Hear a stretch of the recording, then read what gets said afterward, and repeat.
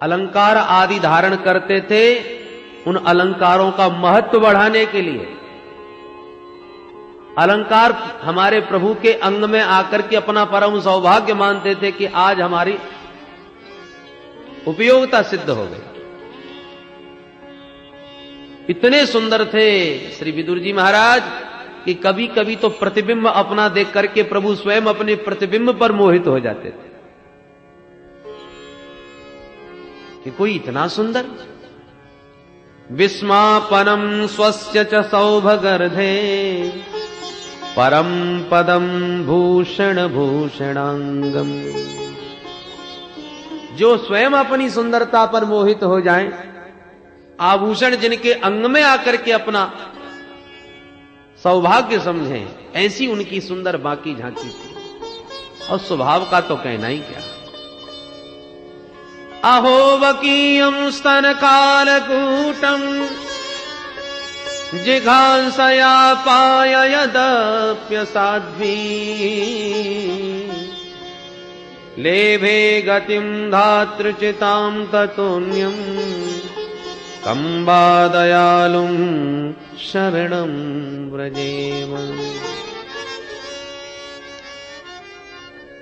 कैसा सरल स्वभाव था हमारे प्रभु का कि जो अपने स्तनों में कालकूट विष लगा करके बकी पूतना भगवान को मारने की दुर्भावना से आई, और बाप प्यारे सारे पापों पर पर्दा डाल करके उस महाकुलटा पापनी पूतना को भी धात्र्योचित गति प्रदान कर दी। कहते हैं मैया जसोदा जैसा व्यवहार किया है इसने, इसलिए मैं तो मैया की ही गति दूंगा। ऐसे परम दयालु हमारे प्रभु, उनकी एक एक लीलाओं का उद्धव जी ने वर्णन किया, स्मरण किया और विस्तार से यदुवंश के संहार की कथा गाथा विदुर जी को सुनाई। विदुर जी बोले, उद्धव इतना सब हो गया और मैं तीर्थ यात्रा में ही घूमता रहा, मुझे पता तक नहीं चला, पर तुम कहां जा रहे हो? उद्धव जी बोले, विदुर जी मेरा मन बहुत क्षुब्ध है। मैं तो एक पल भी प्रभु के बिना नहीं रहता था, प्रतिक्षण मैंने उनका संग किया है, पर आज उनके बिना मुझे सारा जगत सूना लग रहा है। पर क्या करें, जाते जाते प्रभु ने मुझे चरण पादुका देकर बद्रीनाथ जाने का आदेश दिया है, मैं उधर ही जा रहा हूं। पर तुम्हारे लिए एक सुखद संवाद भी है। क्या? बोले, जब प्रभु परम धाम जाने की तैयारी में थे, उस समय मुझे बुला करके उन्होंने बड़ा ही मार्मिक उपदेश दिया, और मुझे जब उपदेश दे रहे थे तो मेरे पास में ही महामुनि मैत्रेय बैठे थे। केवल हम दोनों ने वह पावन उपदेश श्रवण किया। उपदेश देने के बाद मुझसे तो कहा कि जाओ बद्रीनाथ में रहो, और मेरे सामने ही मैत्रेय मुनि से कहा, मैत्रेय तुमने मेरा उपदेश सुना है, हृदयंगम किया है। मैं जब भी किसी भक्त से कुछ लेता हूं तो बदले में उसे कुछ न कुछ अवश्य देता हूं, पर एक भक्त ऐसा है जिसने सिर्फ मुझे दिया है, मैंने आज तक उसे कुछ नहीं दिया, और वो मेरे प्यारे भक्त हैं श्री विदुर जी महाराज। जब हस्तिनापुर में आया था तो विदुर विदुरानी ने कितना प्रीति पूर्वक मेरा सम्मान स्वागत किया था, पर आज तक मैंने विदुर जी को कुछ भी नहीं दे पाया। इसलिए मेरा ये तत्व ज्ञान तुम्हारे पास है, जब भी तुम्हें विदुर जी से भेंट हो तो ये ज्ञान उन्हें अवश्य प्रदान करना। इतना सुनते ही विदुर जी के नेत्र भरे आए, गदगद हो गए कि वाह प्रभु, हम विदुर जी हमारे घर में पवाने के लिए था ही क्या, सूखा बथुआ का साग खिला दिया, विदुरानी जी ने भावुकता में छिलके ही खिला दिए, और भगवान उसके ही ऋणिया बन गए। परंतु गदगद कंठ है विदुर जी का कि सारा जगत जिसे याद करता है वो जाते जाते मुझ विदुर को याद करके गया। उस नारायण प्रभु ने, उस हरि ने मुझे स्मरण किया। विदुर जी का हृदय गदगद हो गया। उद्धव जी से बोले, जल्दी बताओ मुझे मैत्रेय कहां मिलेंगे, मैं जानना चाहता हूं वो कौन सा ज्ञान प्रभु ने दिया है, मैं मैत्रेय से श्रवण करूंगा। श्री उद्धव जी बोले, तुम्हें हरिद्वार में गंगा के किनारे कहीं न कहीं मैत्रेय जी से भेंट हो जाएगी। बस इतना कह के उद्धव जी तो बद्री विशाल और विदुर जी सीधे हरिद्वार। हरिद्वार में गंगा के तट पर भ्रमण करते करते मैत्रेय मुनि से भेंट हो गई। जो मैत्रेय मुनि ने विदुर जी को देखा उठ के खड़े हो गए, आओ आओ विदुर जी महाराज, मैं तो कब से तुम्हारी राह देख रहा हूं। ये बड़ा भारी दायित्व तो मेरे कंधों पर प्रभु डाल के गए हैं, आओ स्वागत है। विदुर जी तुरंत आए, मैत्रेय मुनि से भेंट की और कहा, भगवान मैं अब आपसे अपने कुछ प्रश्न रखना चाहता हूं, मेरी जिज्ञासा का समाधान करें। पूछिए। विविध प्रश्न श्री विदुर जी महाराज ने किए। सुखाय कर्माणि करोति लोको न तै सुखम वान्यदुपारमं वा विन्देत भूयस्ततैव दुःखम यदत्र युक्तम भगवान वरेण्यः। विदुर जी महाराज पूछते हैं, महाराज कृपा करके ये बताइए कि संसार का प्रत्येक प्राणी सुखी होना चाहता है, ऐसा कोई नहीं जिसे सुख की लालसा न हो।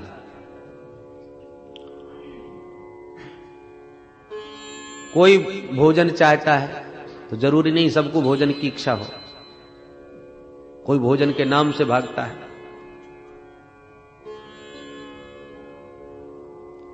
हर वस्तु कितनी भी प्रिय हो, कितनी भी अच्छी हो, पर किसी को अच्छी लगेगी किसी को नहीं। कोई लोग चाहेंगे कोई नहीं, पर ऐसा विश्व में कोई नहीं जो ये कहे कि मुझे सुख की इच्छा नहीं। मानव मात्र सुखी होना चाहता है और चाहता ही नहीं, सुखी होने के लिए दिन रात प्रयत्नशील भी है, मेहनत भी कर रहा है। हम जितना भी भागम भाग कर रहे हैं एक ही उद्देश्य है कि हम सुखी हो जाएं। पर हम देखते हैं कि जो सुखी होने का जितना प्रयत्न करता है वो उतना ही दुख के दलदल में फंसता चला जाता है। सुखी कोई नहीं हो पा रहा। प्रश्न है कि ये जीव सुखी कैसे हो? बोलो जय श्री कृष्ण। कोई दलदल में गिर जाए तो ज्यों ज्यों निकलने के लिए हाथ पैर भटका रहेगा, उत्यों तो भीतर घुसता जाएगा। यही हालत हम लोगों की है। ये दुख के दलदल से सब निकलना चाहते हैं सुखी होने के लिए, परंतु ज्यों ज्यों निकलना चाहते हैं त्यों तो घुसते जा रहे हैं। पहले केवल झोंपड़ी थी, तब चाहते थे कि एक कोठी हो जाए, कोठी बनी तो चाहने लगे गाड़ी हो जाए, गाड़ी हो गई तो चाहते थे बढ़िया एक अपने नाम की फैक्ट्री लग जाए। ऐसे करते करते हमारा राजाओं जैसा वैभव हो गया। पर जब किसी ने पूछा कि कितने सुखी हो पाए, तो प्रश्न जहां की तहां। बोले महाराज पहले तो कम से कम चैन से सवेरे सवेरे भोजन में 10 रोटी खाते थे, खूब खुराक थी, मस्ती से पड़े रहते थे। अब तो नींद की गोली खाते हैं, तब तो रात में नींद आती है, और खाने के नाम पर डॉक्टरों ने कह दिया दाल का पानी पियो। भोजन भी गया, नींद भी गई, जो सुख था गांठ का वो और चला गया। सुखी कहां हो पाए? दिन रात चिंताओं के मारे नींद हराम हो गई।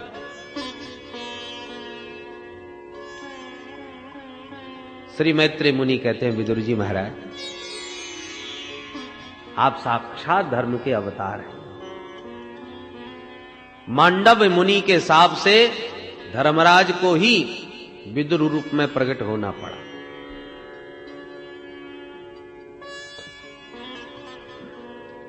बहुत बढ़िया प्रश्न किया है विदुर जी। देखिए, जगत में सुख है ही नहीं। जहां हम सुख ढूंढ रहे हैं वहां है ही नहीं, सुख तो हमारे ही भीतर है। जैसे एक प्यासा व्यक्ति पानी की खोज में निकला, लोग बताते गए आगे चले जाओ सरोवर है, चलता गया, सरोवर के तट भी पहुंच गया। सरोवर में पानी भी बहुत था, पर विडंबना यह कि उसमें काई जम गई। कभी कभी आपने जो स्थिर जल होता है उसमें काई जमते देखा होगा। इतनी काई की परत लग गई कि पानी दिखाई ही नहीं पड़ता। ढक गया पूरा जल। अब प्यासा चारों तरफ देखता है, पानी की तो कहीं बूंद भी नहीं है। दूर दूर तक दृष्टि घुमाई तो सरोवर के चारों तरफ रेगिस्तान था। सरोवर में पानी है पर काई से ढका है। रेगिस्तान पर दृष्टि डाली तो रेतीली भूमि पर उसे जल की तरंगे नजर आई, जिसको मृग तृष्णा कहते हैं, मृग मरीचिका। कभी कभी सड़क पर गाड़ी से चलते समय गर्मियों में देखिएगा, सूर्य की रश्मियों के पड़ने से ऐसा लगता है जैसे पानी पड़ा हो, जल पड़ा हो सड़क पर पानी होता नहीं, बूंद भी नहीं, और दूर से देखो तो स्पष्ट जल ही नजर आएगा। वही मृग तृष्णा। प्यासा सरोवर के तट पर खड़ा है, जहां पानी भरा है पर दिख नहीं रहा, और जहां पानी दिख रहा है वहां पानी की बूंद नहीं। तो भ्रम में पड़ गया, पानी जहां दिख रहा था वहां दौड़ पड़ा, तो रेगिस्तान में भटकता भटकता मर गया। पानी का तट छोड़ करके रेगिस्तान में पानी पीने गया। यही हालत हम लोगों की। भीतर हमारे प्रभु ने आनंद का सागर भर रखा है, पर उस आनंद के सागर में अज्ञान की काई लगी हुई है। तो दिख नहीं रहा, समझ में नहीं आ रहा, और बाहर के विषयों में आनंद का भ्रम है, सुख का भ्रम है। ईश्वर अंश जीव अविनाशी, चेतन अमल सहज सुख राशि। जीव जो सहज ही सुख राशि था, जिसके भीतर ही आनंद आनंद और सुख सब भरा हुआ था, पर अज्ञान की परत के कारण दिखा नहीं। बाहर के विषयों में सुख का भ्रम हो गया, सो बाहर ढूंढने लगे। ये मिल जाए तो सुखी हो जाऊं, वो आ जाए तो सुखी हो जाऊं।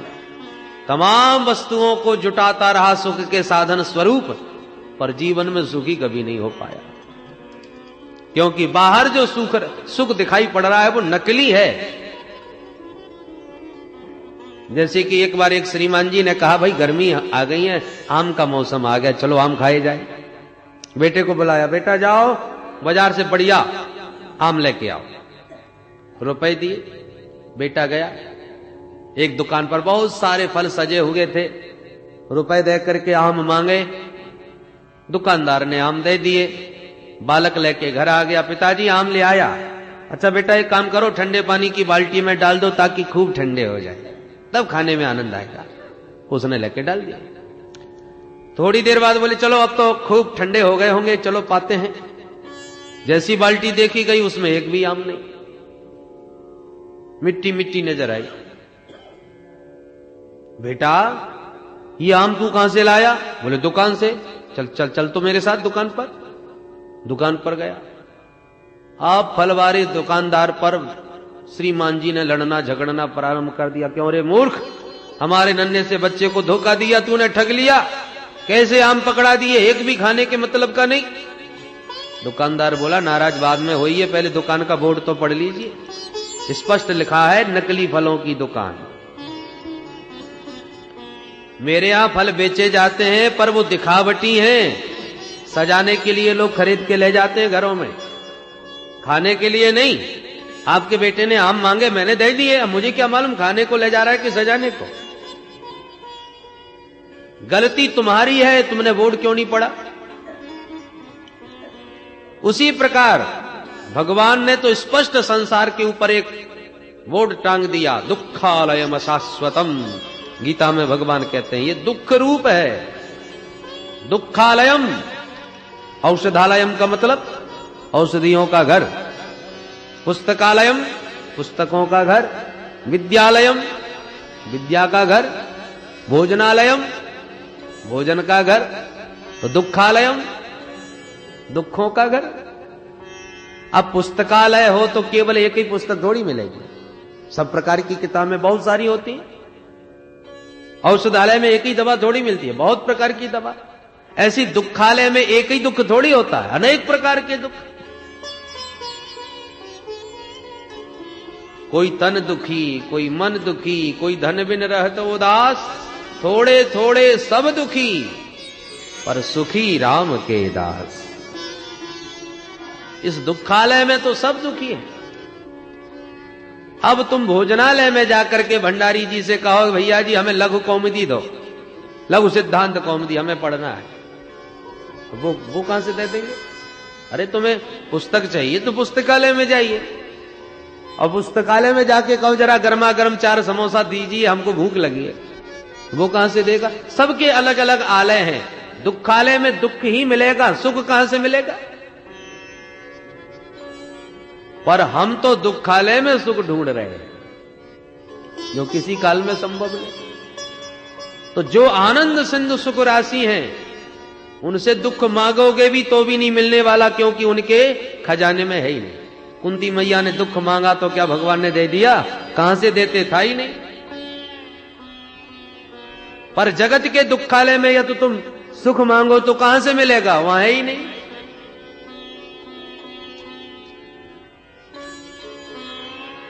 इसलिए सच्चिदानंद के चरणों से जुड़े बिना सुख शांति का साम्राज्य तो भगवान के श्री चरणों में है। इसलिए वहां से जुड़े बिना किसी को जीवन में न सुख मिल सकता है न शांति मिल सकती है। आपके घर में बिजली जरूर होगी, पर आपका घर बिजली घर तो नहीं होगा। अरे बिजली घर तो कहीं और है, पावर हाउस कहीं और है, वहां से कनेक्शन आपके तार का घर तक लगा हुआ है, इसलिए आपके घर में बिजली है। पावर हाउस से लाइन काट दी गई तो लटके रह जाएंगे सब उपकरण, पंखा हो, बल्ब हो, कुछ भी हो, सब लटके रह जाएंगे। पर साहब पावर हाउस से तो लाइन चालू है, हमारे घर में अंधेरा है, पड़ोसी के घर में तो खूब उजेला हो रहा है। इसका मतलब उधर से कमी नहीं, कमी तुम्हारे ही घर के बल्ब में है, या तो बल्ब फ्यूज है अथवा कोई लाइन खराब, तार खराब है, सुधरवाइए। उसके लिए जगह जगह पर बिजली के विशेषज्ञ लोग घूमते हैं, किसी बुद्धिमान को पकड़िए जो तार तुम्हारा ठीक कर दे। उसी प्रकार एक संत हमें आनंद में झूमता नजर आ रहा है, मस्ती में डूब रहा है, और हम 24 घंटे रोते ही रहते हैं। क्या चक्कर है? हमारी लाइट क्यों चली गई? हमारा आनंद कहां चला गया? ऐसे किसी सदगुरु के पास जाओ तो जो तुम्हारी लाइन फिर फिट कर दे, उस पावर हाउस से तुम्हारा कनेक्शन ठीक जोड़ दे, तो तुम्हारे घर में भी आनंद का प्रकाश प्रकट हो जाएगा। दूरदर्शन से प्रसारण हो रहा है, आपके पास भी टेलीविजन है, फिर चित्र क्यों नहीं आ रहा? बोले पहले तो टेलीविजन को ऑन करो, टीवी चालू करो, उसके बाद में वही चैनल लगाओ जहां से भजन का प्रसारण हो रहा है। ऊटपटांग चैनल है, तुमने उल्टा सीधा चैनल लगा दिया तो टीवी ऑन तो है पर खराब आएगी, ऊटपटांग दृश्य आएंगे। जहां से संस्कार का प्रसारण हो रहा है वहीं पर आपको भी अपना चैनल फिट करना पड़ेगा, तब जाकर के आपको वो सुंदर दृश्य दिखाई पड़ेंगे। उसी प्रकार आनंद तो सर्वत्र भगवान ने सबके भीतर भर दिया है, पर जब तक हम अपना भीतर का टेलीविजन ऑन न करें और कनेक्शन वहां से ठीक से फिट न करें, वही चैनल न जोड़े, तब तक ये दृश्य कैसे आवे? हनुमंतलाल जी ने देखो अपना चैनल जोड़ दिया। जासु हृदय आगार बसहि राम सरचापधर। ईश्वर सर्वभूतेषु हृदय से अर्जुन तिष्ठति। सबके भीतर वो बैठा है, पर दिखाई कहां पड़ रहा है? उसका दृश्य नहीं दिखाई पड़ रहा। हनुमंतलाल जी ने देखो वो दृश्य प्रकट कर दिया। बसहि राम, छाती चीर करके भी दिखा दिया, देखो ये बैठे हैं, दुनिया को दिखा दिया।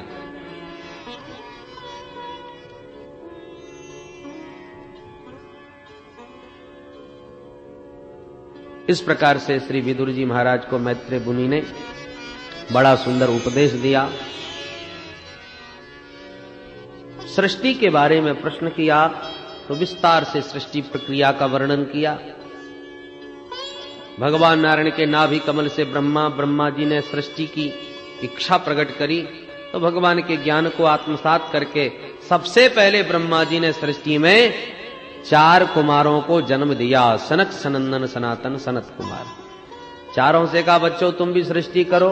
चारों ने काम बिल्कुल चक्कर में नहीं पड़ेंगे, हम तो केवल हरि का भजन करेंगे। ब्रह्मा जी को क्रोध आ गया, हमारे पुत्र हमारी आज्ञा नहीं मानते। इतना क्रोध आया कि उनका क्रोध ही भ्रकुटी का भेदन करके भगवान रुद्र के रूप में प्रकट हो गया। बोल शंकर भगवान की।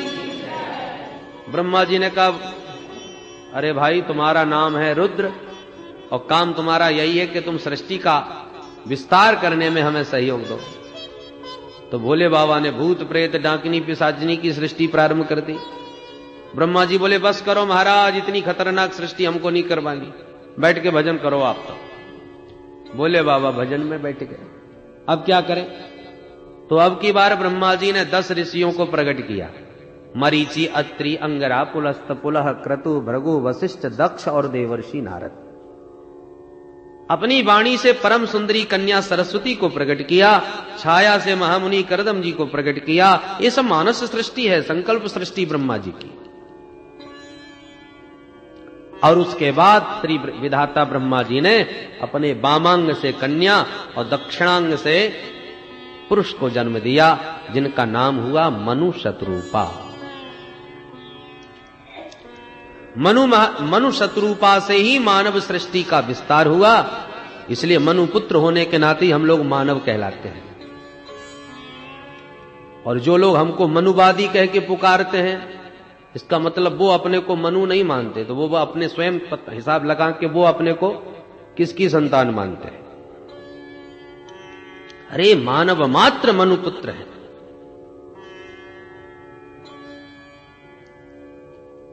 मनु शतरूपा से 5 संतानें हुई, उनमें 2 बेटा और 3 बेटी।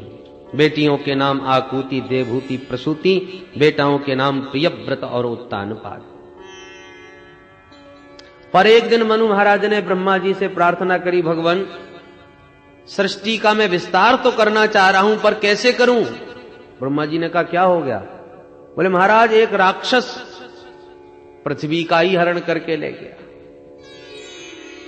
अच्छा, तब ब्रह्मा जी ध्यान लगाए। ध्यान लगाते ही उनको बड़ी तेज छींक आई और छींकते ही उनकी नासिका रंध्र से भगवान का बराह रूप में प्राकट्य हो गया। बोल बरा भगवान की। देखते देखते बरा भगवान का पर्वताकार देह हो गया। देवताओं ने स्तवन किया, हिरण्याक्ष का वध करके भगवान ने पृथ्वी का उद्धार किया। विदुर जी ने पूछ दिया मैत्रेय जी से, भगवान कृपा करके ये तो बताइए, ये आकर के हिरण्याक्ष कौन था जो धरती को ही उठा के ले गया? ये किसका बेटा था? मैत्रेय मुनि कहते हैं, विदुर जी महाराज,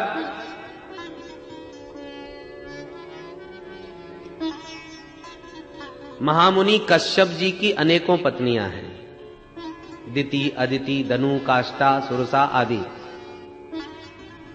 उनमें दिति नाम की जो पत्नी है, जो दैत्यों की माता है, एक बार कश्यप जी सूर्यास्त के समय संध्या वंदन आदि अपना नित्य कर्म कर रहे थे कि सूर्यास्त के समय देवी दिति ने उनके पास आकर के रति याचना करी। कश्यप जी ने कहा, देखो देवी, ऐसा घोर तमा बेला, ये शाम का वक्त है और भगवान रुद्र अपने गणों के साथ विचरण करते हैं जगत में, इसलिए भोले बाबा की पूजा सायंकाल के समय अधिक पुण्यदायिनी मानी गई है। तो भगवान शिव इस समय परिभ्रमण करते हैं। सूर्यास्त के समय जो स्त्री गर्भ धारण करती है उसके दुष्ट संतति पैदा होती है, पर दिति एक न मानी तो भगवत इच्छा मान करके दिति का मनोरथ पूर्ण किया। कामज्वर शांत होने पर दिति को बड़ा पश्चाताप हुआ। श्री मैत्रेय मुनि कहते हैं, देवी श्री विदुर जी महाराज, दिति देवी ने 100 वर्षों तक अपने बच्चों को जन्म ही नहीं दिया, जिसके फलस्वरूप उनके शरीर से इतना तेज निकलने लगा कि स्वर्ग तक जलने लगा।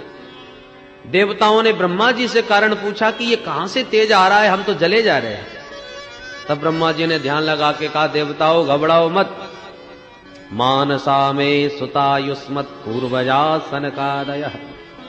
मेरे जो मानस पुत्र है ना, सनक सनंदन सनातन सनत कुमार, एक बार ये चारों भैया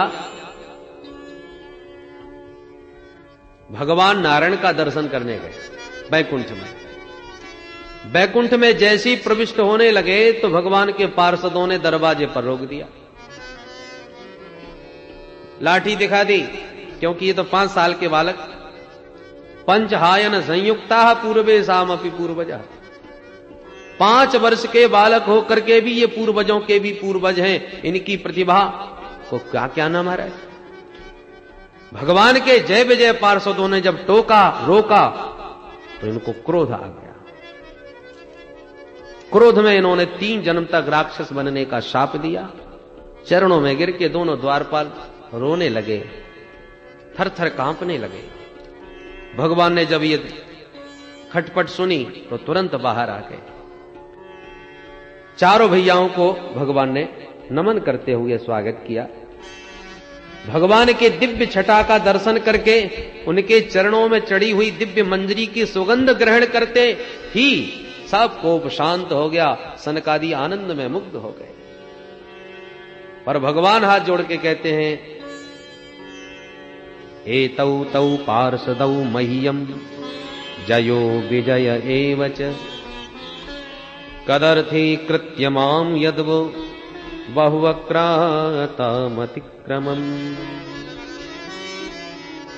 अब जरा भगवान की कुशलता देखिए।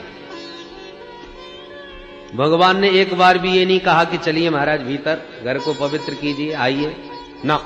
क्यों? बोले क्रोध के अधीन हो गए हैं। भगवान ही दरवाजे पर आ गए और वहीं पर खूब प्रशंसा कर करके बाहर से ही विदा कर दिया, और प्रशंसा खूब जबरदस्त। पर शब्द शैली देखिए, एतौ तौ पार्षदौ मह्यम, ये दोनों मेरे पार्षद हैं। अब देखो शब्दावली तो सनकादियों के प्रति ऐसी है कि भगवान सनकादियों को महत्व दे रहे हैं और जय विजय को डांट रहे हैं। परंतु अंतर भगवान का संकेत क्या है? पार्षदों को तो कहते हैं ये मेरे हैं, मह्यम, ये मेरे पार्षद हैं और इन्होंने आपका अपमान किया, इसलिए आपने बहुत उचित किया इनको दंड देकर। मैं तो कहता हूं मुझे भी दंड दीजिए, क्योंकि सेवक का अपराध स्वामी का ही अपराध माना जाता है, स्वामी भी अपराधी माना जाता है। आपके घर का पालतू कुत्ता गले में पट्टा आपने डाल रखा है और वो जाके किसी के घर में उत्पात मचा दे या किसी को काट ले तो उसकी पिटाई पड़ेगी सो पड़ेगी, आपको भी गालियां कम नहीं पड़ेंगी। तुम्हारा पालतू है ना, इसलिए भगवान कहते हैं मेरे पार्षदों ने आपका अपराध किया, अपमान किया, इसलिए मैं भी अपराधी हूं। क्योंकि सच कहता हूं, छिन्द्याम सुबाहुमपि वह प्रतिकूल वृत्तिम, मेरी भुजा भी यदि किसी संत ब्राह्मण का अपमान कर दे तो भगवान कहते मैं इस भुजा को भी काट के फेंक दूंगा। भगवान कहते हैं कि मेरे 2 मुख हैं, ब्राह्मण और अग्नि। वेद भगवान कहते हैं ब्राह्मणो शमुखमासी, और दूसरी ओर मुखादग्निरजायत, भगवान के मुख से अग्नि का जन्म हुआ, ब्राह्मण के मुख से भगवान के मुख से ब्राह्मणों का जन्म हुआ। ये दोनों ही भगवान के मुख हैं। और भगवान कहते मैं इन दोनों में यदि तुलनात्मक अध्ययन करके पूछा जाए कि किस मुख से आप ज्यादा पाते हो, दोनों मुखों से भगवान को पवाया जाता है। अग्नि में स्वाहा और ब्राह्मणों के मुख में आहा। ब्राह्मण पाते हैं तो डकार लेके गदगद हो जाते हैं, और रबड़ी मालपुआ हो फिर तो कहना ही क्या है, अंतरात्मा प्रसन्न हो जाती है, गदगद हो जाते हैं। तो भगवान से पूछा जाए कि इन दोनों मुखों से आपको सबसे ज्यादा अच्छा किस मुख से पाना अच्छा लगता है, तो भगवान कहते हैं नाहम तथात्म यजमान हविर्विताने स्योच्चाद घृतप्लुत मदन हुतभुंग मुखेन यद ब्राह्मणस्य मुखतश्चरतो नुघासम तुष्टस्य मय्य वहित निज कर्म पाकई। भगवान कहते वैसे तो ये दोनों ही मुख मेरे हैं, परंतु दोनों में जितना कि ब्राह्मण मुख से पाकर के मैं तृप्त होता हूं, उतना अग्नि के स्वाहाकार से प्रसन्न नहीं होता। स्पष्ट भगवान ने कहा। स्योचाद घृतप प्लुत मदन हुतभुंग मुखे न, घी से लबलबाता हुआ मालपुआ जब ब्राह्मण के मुख में जाता है तो भगवान कहते हैं उसकी तृप्ति को देख करके मैं गदगद हो जाता हूं, वो मेरा प्रत्यक्ष मुख है। बड़ी प्रशंसा भगवान ने यहां पर ब्राह्मणों की और सनकादियों को सम्मान पूर्वक नमन करके विदा किया। सनकादियों के हिसाब से वे ही भगवान के पार्षद जय और विजय आज दिति मां के गर्भ में आ चुके हैं। ये सारा रहस्य ब्रह्मा जी ने देवताओं को बताते हुए कहा कि आप लोग घबराइएगा नहीं, भगवान नारायण कृपा करेंगे, उनका उद्धार करेंगे, बाकी उनका सामना और कोई नहीं करने वाला। देवता बेचारे काल प्रतीक्षा करने लगे। 100 वर्षों के बाद दिति ने 2 पुत्रों को जन्म दिया जिनका नाम हिरण्याक्ष